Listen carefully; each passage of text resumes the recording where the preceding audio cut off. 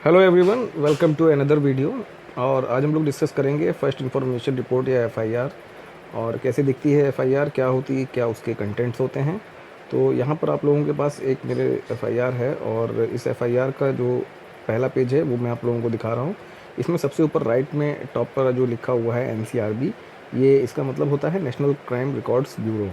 तो किसी भी थाने में या पूरे प्रदेश में या पूरे देश में जितनी भी एफआईआर दर्ज होती हैं वो सारी एनसीआरबी पर दर्ज होती हैं, अपलोड किया जाता है और ये एक इलेक्ट्रॉनिक फॉर्म में रिकॉर्ड उपलब्ध है पूरी तरीके से पूरे देश का। और इसको एनालिसिस के लिए भी इस्तेमाल किया जाता है कि क्राइम, किस तरीके के क्राइम हो रहे हैं, किस तरीके के अपराध हो रहे हैं और कैसे उनकी रोकथाम करने के लिए ये रिसर्च के में मदद करता है। इसके बाद आप लोग देख रहे होंगे कि एफआईआर का जो सबसे पहला पेज है उस पर सबसे ऊपर लिखा हुआ है फर्स्ट इन्फॉर्मेशन रिपोर्ट। तो फर्स्ट इन्फॉर्मेशन रिपोर्ट जो है इसी को हम लोग एफआईआर करते हैं और ये दर्ज होती है सेक्शन 154 सीआरपीसी के अंतर्गत। यानी कि जो सीआरपीसी जो लिखा है ये क्रिमिनल प्रोसीजर कोड होता है और इसी कोड के अंतर्गत पुलिस जो है काम करती है और उसको राइट है एफआईआर दर्ज करने का। और इसमें बताया गया है कि एफआईआर को कैसे दर्ज करना चाहिए, क्या उसमें चीज़ें लिखी होनी चाहिए। तो इसके आगे आ जाइए पहले पॉइंट पर। सबसे पहले पॉइंट पर लिखा हुआ है डिस्ट्रिक्ट पीएस, यानी पीएस मतलब पुलिस स्टेशन, ईयर यानी 2019 यानी जब एफआईआर ये दर्ज हुई होगी। उसके बाद FIR number, date and time of FIR और ये सारी चीज़ें यहाँ पर लिखी हुई हैं। तो किस ज़िले में एफआईआर हुई है, किस थाने में हुई है, किस वर्ष हुई है, नंबर क्या है एफआईआर नंबर, ये यूजुअली 4 डिजिट का होता है। यहाँ पर मैंने इसको ब्लर कर दिया है क्योंकि ये पब्लिक डॉक्यूमेंट नहीं है, मैं दिखा नहीं सकता। इसके बाद जो सीरियल नंबर 2 है इसमें लिखा हुआ है एक्ट्स और सेक्शंस। जैसे कि कोई भी अपराध होता है, चोरी, डकैती, हत्या, लूट, बलात्कार या फ्रॉड का, मारपीट का, तो वो ज़्यादातर इंडियन पेनल कोड के अंतर्गत आते हैं, जिसे हम लोग हिंदी में भारतीय दंड संहिता भी कहते हैं। ये 1860 में बना हुआ है और ये जो शॉर्ट में लिखा हुआ है भारतीय दंड संहिता का ही शॉर्ट है, भा-दा-सा। और इसके 427 सेक्शन और 380 और 411 के अंदर ये ऑफेंस हुआ है, जिस ऑफेंस में ये अपराध दर्ज किया गया है एफआईआर को। तीसरे पॉइंट पर आ जाता है ऑकरेंस ऑफ ऑफेंस, किस दिन अकर हुआ है। तो यहाँ पर लिखा हुआ है डे, रविवार, आप लोग देख पा रहे हैं। इसके आगे लिखा हुआ है डेट फ्रॉम, किस दिन से किस दिन के बीच में। तो ये 24 नवंबर है 2019 से 24 नवंबर 2019 में ही उसी दिन एफआईआर करा दी गई है। तो यहाँ पर लिखा गया है टाइम पीरियड, लिखा गया 12 बजे से 12 बजे। ये होना तो चाहिए इसको कुछ और टाइम, लेकिन क्योंकि पुलिस का है, कुछ नहीं मिलता है तो उसको बस एक जनरली उसको आगे बढ़ जाओ वाला काम करते हुए इसको कर दिया गया है। ठीक है। इन्फॉर्मेशन रिसीव्ड एट पीएस, किस दिन इन्फॉर्मेशन मिली, 24 तारीख को इन्फॉर्मेशन मिली है। डेट यहाँ पर लिखी हुई है 2:14 पर, यानी 14:14 जिसे कहेंगे। जनरल डायरी रेफरेंस, ये जनरल डायरी या जो जीडी होता है, जीडी में जो रोज़नामचा होता है कि डेली क्या एक्टिविटीज़ हुई हैं, कि क्या क्या चीज़ें रिकॉर्ड की गई हैं, वो है जीडी नंबर 30 है। अगर एक बार जीडी पर चढ़ जाती है कोई एक्टिविटी तो उसको एफआईआर में कन्वर्ट करना या उसको ऑन रिकॉर्ड रखना बहुत ज़रूरी होता है। तो यहाँ पर जीडी नंबर 30 है और ये भी दर्ज किया गया है 2:40 पर। इसके बाद यहाँ पर आ गया चौथे पॉइंट में type of information. Type of information का मतलब हो जाता है कि किस तरीके से इन्फॉर्मेशन आप एफआईआर दर्ज करने के लिए पुलिस को मिली है। तो यहाँ लिखित लिखा गया है। तो जिस भी व्यक्ति ने ये एफआईआर दर्ज करवाई है उसने एक लिखित एप्लीकेशन दी होगी और उसके आधार पर ये एफआईआर दर्ज की गई है। क्योंकि जो सीआरपीसी कोड है जो हम लोग यहाँ पर देखा ऊपर 154 सीआरपीसी, तो ये 154 सेक्शन में लिखा हुआ है।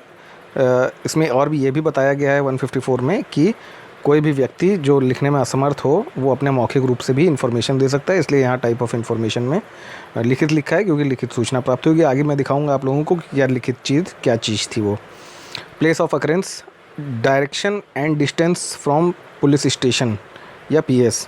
तो यहाँ पर लिखा हुआ है दक्षिण 0.5 किलोमीटर, यानी कि 500 मीटर की दूरी पे होगा थाने से। इधर लिखा हुआ है बीट नंबर।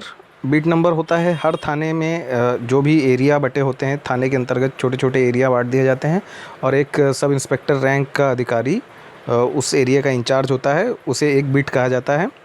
तो ये यहाँ पर, और घटना स्थल का पता लिखा हुआ है, एड्रेस यहाँ पर किसी का पर्सनल एड्रेस था तो मैंने यहाँ से इसको ब्लर कर दिया है। अब आ जाते हैं हम लोग पेज 2 पे। तो पेज 2 थोड़ा सा शफल हो गया है और पेज 2 आ गया हमारा यहाँ पर, ये पेज 2 है। इसमें यहाँ लिखा है in case outside the limit of this police station then name of police station. यदि थाना सीमा के बाहर है तो थाना का नाम। तो ये बात हो रही है जो घटना हुई है उसकी। थाने की सीमा के बाहर नहीं था घटना स्थल, तो पीछे वहाँ पर एड्रेस दे दिया गया था और यहाँ पर कुछ नहीं लिखा गया है। डिस्ट्रिक्ट, ये यहाँ पर डिस्ट्रिक्ट भी कुछ नहीं है क्योंकि घटना थाने के अंतर्गत हुई है। तो पीछे एड्रेस देखे, फर्स्ट पेज पे आप लोगों ने जो देखा था एड्रेस देखे, उसको यहाँ पर कॉलम ख़त्म कर दिया गया है। अब 6 पैरा में आ जाता है, 6 पॉइंट में आ जाता है कंप्लेनेंट की इन्फॉर्मेशन। कंप्लेनेंट या इन्फॉर्मेंट, कंप्लेनेंट होता है कंप्लेंट करने वाला, इन्फॉर्मेंट होता है सूचना देने वाला। ज़रूरी नहीं है कि किसी अपराध की सूचना जो है कंप्लेंट करने वाले के द्वारा ही मिले। कोई घटना हो जाती तो उसकी सूचना अगर कोई अन्य व्यक्ति भी दे देता है तो उसको इन्फॉर्मेंट कहा जाएगा। इन्फॉर्मेशन देने वाले को व्यक्ति को, उसको कंप्लेनेंट नहीं कहा जाएगा। यहाँ पर नाम, husband name, date of year of birth, और यहाँ पर कुछ पर्सनल इन्फॉर्मेशन मांगी गई हैं। ID, passport, date of issue, ID details, ration card, voter card, passport, ये सारी चीज़ें मांगी गई हैं। लेकिन यहाँ पर नहीं होता है, यूजुअल नहीं है प्रैक्टिस में लोगों को, और एफआईआर दर्ज करते टाइम ऐसा कुछ मांगा भी नहीं जाता आईडी। तो यहाँ पर उसका कोई डिस्क्रिप्शन नहीं दिया गया है। इसके बाद ऑक्यूपेशन और एड्रेस। एड्रेस यहाँ पर वर्तमान और स्थायी, परमानेंट और टेम्परेरी, यानी कि टेम्परेरी क्या, जो प्रेजेंट एड्रेस होता है, और स्थायी जो परमानेंट एड्रेस होता है, वो दोनों लिखे हुए थे। उसको भी मैंने, क्योंकि किसी की पर्सनल इन्फॉर्मेशन थी तो इसको मैंने ब्लर कर दिया है। फ़ोन नंबर भी यहाँ पर ब्लर कर दिया गया। ये सारी इन्फॉर्मेशन उन्होंने अपनी कंप्लेंट में दी होंगी। इसके बाद यहाँ पर आ जाते हैं पैरा 7 में एक्यूज्ड के नाम। यहाँ पे लिखा हुआ है, ऊपर ध्यान से पढ़िएगा, detail of known, suspected, unknown, accused with full particulars. 3 चीज़ें हैं, ज्ञात, संदिग्ध और अज्ञात। तो ज्ञात है, अगर आप जानते हैं कि किसने अपराध किया है, अपराधी कौन है, तो उसे ज्ञात में लिखा जाएगा। संदिग्ध होता है जिस पर आपको शक हो, डाउट हो कि इस व्यक्ति ने किया हो सकता है। और अज्ञात होता है जो पूरी तरीके से अननोन होता है। तो 3 तरीके के अपराधी हो सकते हैं अगर उनको आइडेंटिफाई करने की बात आए। यहाँ पर आप देखिए 1 2 3 4 5 आरोपियों के नाम लिखे हुए थे, जिसको मैंने ब्लर कर दिया है, किसी के पर्सनल इन्फॉर्मेशन है इस वजह से। Serial number, name, alias. Alias में लिखा जाता है उपनाम, या जिसे उनको किसी और नाम से जाना जाता है तो रिलेटिव नाम, और रिलेटिव्स नेम या किसी रिश्तेदार का नाम, सन ऑफ, या इस तरीके से लिखा जाएगा कि डॉटर ऑफ, सन ऑफ करके, और हस्बैंड ऑफ करके लिखा जाता है जो चीज़। प्रेजेंट एड्रेस में जो उनका एड्रेस होगा वो लिखा जाएगा, आरोपियों का अगर पता है एड्रेस। और ये यहाँ पर तीसरे पैरे में reason for delay in reporting by the complainant और इन्फॉर्मेशन। अगर बहुत मामलों में आप लोगों ने देखा होगा कि एफआईआर दर्ज कराने में समय लग जाता है, तो उसका कारण बताना होता है आपको। और यहाँ पर क्योंकि कोई डिले नहीं था तो इसलिए यहाँ पे कोई कारण नहीं लिखा गया है। इसके बाद आ जाते हैं हम लोग चौथे पेज पे, क्योंकि चौथे पेज में कोई ऐसी रिलेवेंट इन्फॉर्मेशन नहीं थी, इसी का एक फॉलोआउट था पेज। तो हम आ जाते हैं 5वें पेज पर। तो 5th पेज जो है वो है दिस वन। ये 5वां पेज था, इसको मैंने पूरी तरीके से ब्लर किया हुआ है। ये सबसे मेन चीज़ है, इसी में से सारी चीज़ें निकल के आती हैं। ये ओरिजिनल जो आपने हैंड राइटिंग में हम लोग या जिस भी शिकायतकर्ता ने एप्लीकेशन दी होगी, उस एप्लीकेशन को अक्षरशः वर्ड बाय वर्ड यहाँ पर कॉपी किया जाता है एफआईआर में, एक पेज में। और इसी में से पढ़ने के बाद में देखा जाता है कि क्या क्या घटना हुई है, उसमें से क्या घटना पे क्या सेक्शंस बनते हैं, घटना स्थल का भी जिक्र इसी से होता है। तो ये मैंने ब्लर कर दिया, इसमें ओरिजिनल कंटेंट था उनका।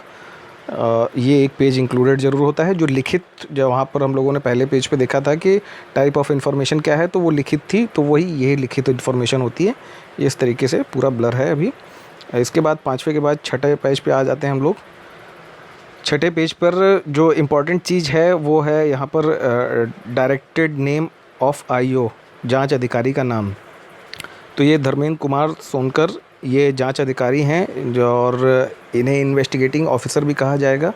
ये एक सब इंस्पेक्टर रैंक के अधिकारी होंगे, जो कि यहाँ आगे लिखा भी हुआ है, पद नाम उप निरीक्षक, अवर निरीक्षक। और ये जांच करेंगे इस मामले की। और उसके बाद इनका यहाँ पर पुलिस नंबर लिखा होता है, जिसे मैंने ब्लर कर दिया है, वो उनकी इंडिविजुअल इन्फॉर्मेशन है तो पब्लिक नहीं किया जाना चाहिए।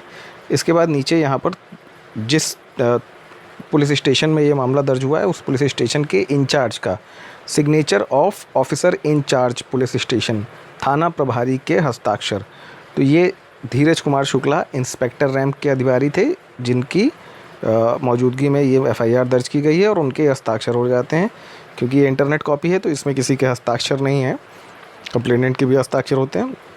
और इस तरीके से ये एफआईआर का कंटेंट समाप्त हो जाता है। एक लास्ट पेज यहाँ पर दे रखा है, पेज 7, इसमें कुछ चीज़ें लिखी हुई हैं यहाँ पर, जैसे date of birth, sex, built बनावट कैसी है, अपराधी की हाइट क्या है, कॉम्प्लेक्शन क्या है।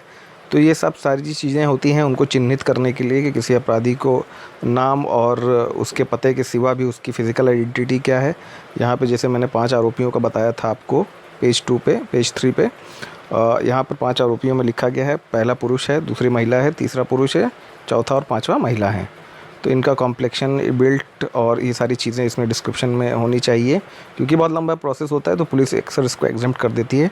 और इस तरीके से ये था पूरा एफआईआर का कंटेंट, जो आप लोगों ने शायद देखी हो, कुछ लोगों ने नहीं देखी होगी। तो मेरा उद्देश्य था आप लोगों तक ये पहुंचाना, और ताकि आप लोग इसको भी देख सकें, जान सकें कि एफआईआर दिखने में किस तरीके की होती है, क्या चीज़ें उसमें लिखी होती हैं। तो अगर आप लोगों को ये वीडियो पसंद आए और अगर कोई क्वेरी हो इससे रिलेटेड, अभी भी रह गई हो, तो मुझे कमेंट बॉक्स में ज़रूर लिख के आप लोग पूछ सकते हैं, मैं ज़रूर रिप्लाई करता हूँ इस चीज़ का। और अगर वीडियो अच्छा लगे तो इसको लाइक करिएगा, और लोगों को ये इन्फॉर्मेशन पहुँचाने के लिए इसको आप शेयर कर सकते हैं। और हमारे चैनल को सब्सक्राइब ज़रूर कर दीजिएगा, क्योंकि सब्सक्राइबर बढ़ते हैं तो मोटिवेशन मिलता है और आप लोगों तक और वीडियोज़ लाने के लिए। और आज के लिए इतना, हम लोग इसके बाद नेक्स्ट वीडियो में मिलेंगे। Thank you so much, take care.